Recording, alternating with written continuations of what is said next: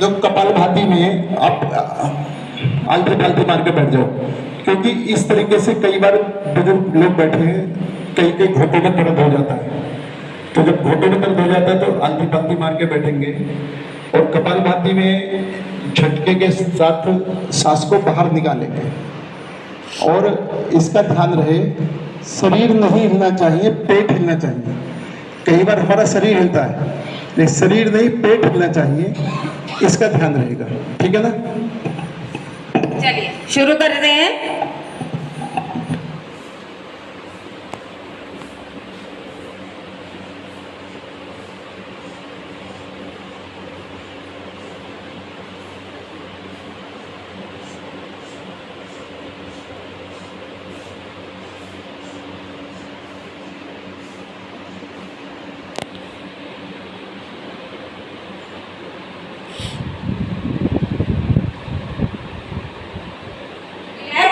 और इसके बाद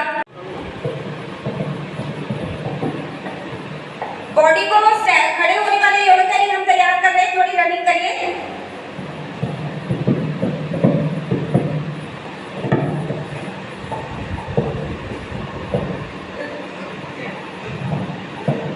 चलिए स्टॉप। और इसके बाद हम करेंगे यह आसन करने से भुजाएं, कंधे, जांघें तथा पीठ के बहुत ही मजबूत बनती है। तो हम स्टार्ट करते हैं। सबसे पहले अपनी थोड़ी टांगें खोल लीजिए। ठीक है, एक हो जाओ इसको।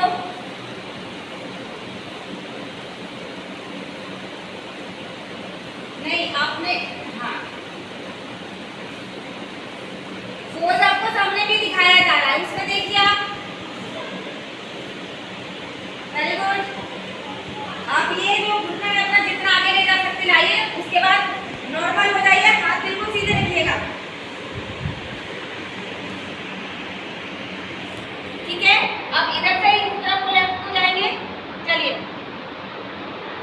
घुटना मोड़िए अपना।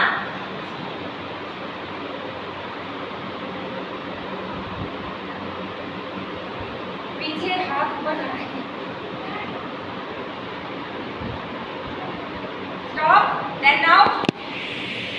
मजबूत करता है और शरीर का संतुलन और पाचन भी बनाए रखता है। तो चलिए थोड़े अपने पैर खोल लीजिए पहले।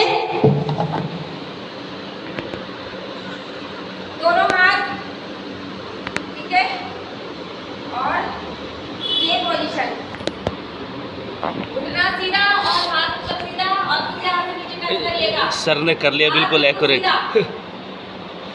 बहुत बढ़िया आपका। चलिए सीधे, हाथ बिल्कुल सीधे, और अब दूसरी तरफ डाउन, और ऊपर देखिएगा, ऊपर।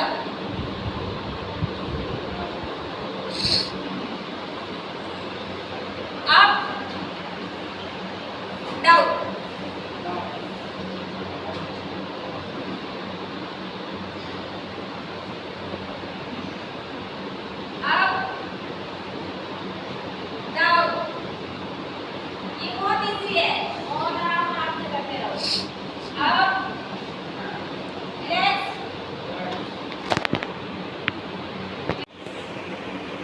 यहाँ पर हाथ रखिए। चलिए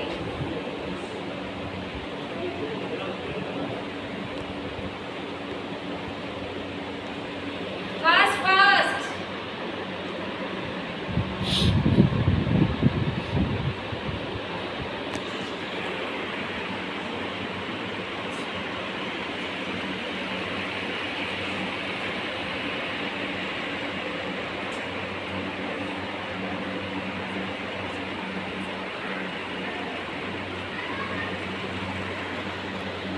घुटनों में दर्द होती है, उसके लिए भी ये बहुत फायदेमंद है। आप इसे रोज भी कर सकते हैं, सुबह मॉर्निंग में। ज्यादा नहीं, 15-20 मिनट के लिए कर लोगे तो आपके घुटने काफी।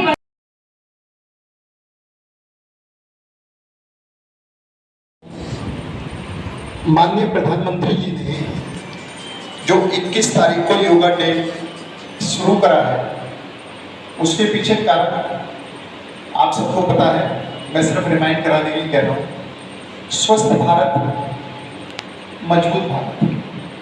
हमें भारत को विश्व गुरु बनाना है, तो सबसे पहले हमारे घरों में भी, वैज्ञानिकों ने भी, बुजुर्गों ने भी क्या कहा है, पहला सुख निरोगी काया। अगर हमारा शरीर निरोगी होगा, वो सबसे पहला सुख है, और हम स्वस्थ होंगे तो सब काम आराम से कर पाएंगे। तो इसी तरीके से पहला स्वस्थ निरोगी काया को ध्यान में रखते हुए योगा के एक्सरसाइज को माननीय प्रधानमंत्री नरेंद्र मोदी जी ने पूरे विश्व में लेके गए। योगा भी एक तरह से वैज्ञानिक तरीके से एक एक बीमारी को ठीक करने का तरीका है। सिर्फ हमारी समझ में आ जाना चाहिए, और अगर हम योगा को समझ में आ जाएगा तो मैं गारंटी के साथ कह सकता हूँ कि हम दवाइयों से छुटकारा मिल जाएगा। दवाइयों से छुटकारा जब मिलेगा जब हम योगा को नियमित तौर पर करेंगे। लेकिन अगर योगा को हम एक प्रॉब्लम करके हफ्ते में कर ली, महीने में कर ली, जब मर्जी करी जब मर्जी नहीं करी, तो उसको आपको पूरा लाभ नहीं मिल पाएगा। अगर आपको दवाइयों से बचना है, स्वस्थ रहना है, तो योगा को रोज अपने जीवन में अपनाओ। स्वस्थ रहने के लिए कम से कम आधा घंटा हम अपने शरीर को जरूर योगा द्वारा शरीर को करें, योगा शरीर से योगा करें। और विशेष करके जो यहाँ पर मेरे सामने बैठी हैं, जो 50 साल से ज़्यादा की उम्र, उनके लिए तो बिल्कुल जिस तरीके से खाना जरूरी है, जिस तरीके से पीना जरूरी है, जिस तरीके से सांस लेना जरूरी है, उस तरीके से अगर स्वस्थ रहना है, अपना बुढ़ापा ठीक तरीके से बिताना है, तो योगा को अपना लो। जो भी योगा आप आसानी से कर सकते हो, अपने घर की सुविधा के अनुसार, जगह की सुविधा के अनुसार, कम से कम आधा घंटा रोज हम योगा को देंगे तो हम खुद महसूस करेंगे कि हमारा शरीर ठीक तरीके से चल रहा है, हम इसको बचेंगे। दूसरी बात, एक बात और मेरा निवेदन है, वो भी 50 साल से ऊपर वालों के लिए विशेष करके है, हम छोटे मोटे काम को खुद करना शुरू कर दें। कई बार क्या होता है कि हमारे बच्चे हैं, नौकर हैं, चाकर हैं, हम ऑर्डर करते हैं, उस काम को कर देते हैं, लेकिन हमारा शरीर एक्टिव नहीं रहता। जो काम छोटे मोटे काम हम खुद कर सकते हैं, हमको घर में भी छोटे मोटे काम खुद करेंगे, बच्चे भी प्यार करेंगे, बच्चे भी कहेंगे कि हमारे दादी बाबा परेशान नहीं करते, और नहीं कहेंगे यार बैठे बैठे ऑर्डर करते रहते, पानी ले आओ, ये ले आओ, वो ले आओ। तो उससे हमारे घर में मान सम्मान भी बढ़ेगा और हमारा शरीर भी ठीक तरीके से चलेगा, और हम स्वस्थ रहेंगे तो दवाइयों से भी पीछे हटेंगे, डॉक्टरों से भी पीछे हटेंगे, और हम परिवार के लोगों को, और जब हम बीमार हो जाते हैं ना, तो हम तो शरीर से बीमार हो गए, लेकिन हमारा परिवार मानसिक तौर से बीमार हो गया, वो हमारी सेवा में लग जाता है। तो वो भी हम परिवार की एक मदद कर रहे हैं, अगर हम अपने आप को स्वस्थ रखना है। स्वस्थ हम स्वस्थ होंगे, देश स्वस्थ होगा, देश आगे बढ़ेगा, देश विश्व गुरु बनेगा, और विश्व गुरु बनाने में योगा का भी बहुत महत्वपूर्ण स्थान है। तो इसलिए आप योगा को योगा डे के रूप में ना लो कि हमने साल में एक दिन आता है, 21 तारीख को योगा डे की फॉर्मेलिटी पूरी करनी है और उसके बाद में चलना है। हम ये माने योगा को हमें अपने जीवन में अपनाना है, योगा को हमें रोज करना है। हम अपने शरीर की सुविधा के अनुसार, स्थान की सुविधा के अनुसार हम कोई भी योगा चुन सकते हैं, लेकिन ये तय करें कि हमको कम से कम आधा घंटा एक्सरसाइज जरूर करनी है। आप सब यहाँ पर आए, योगा के कार्यक्रम में शामिल हुए, आप सबका बहुत बहुत धन्यवाद।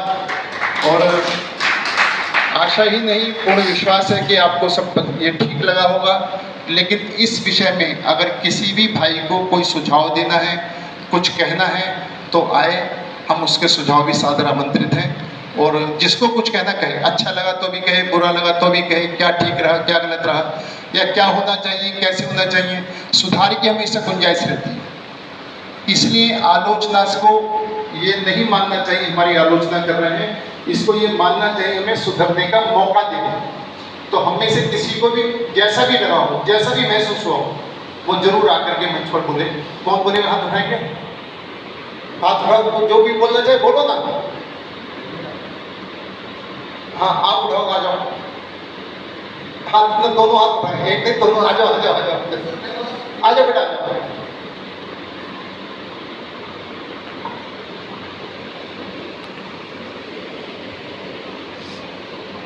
बस मैं ये बोलूंगी कि ये सेल्फी पॉइंट भी है योगा का, तो आप सब इस पर अपनी पिक्चर लेकर जाएंगे। सभी को मेरा प्रणाम।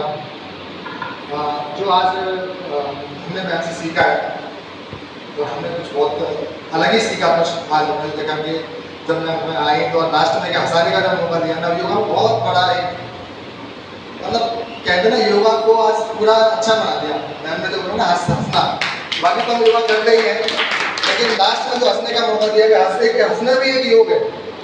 अगर ये हम हंसना सीख लेंगे, समस्या सबके जीवन में है, लेकिन अगर भगवान राम के भी जीवन में बहुत समस्या थी, हमारे जीवन में तो कोई समस्या नहीं है, तो हम हंसना सीखें और दूसरों को हंसाना भी सीखें।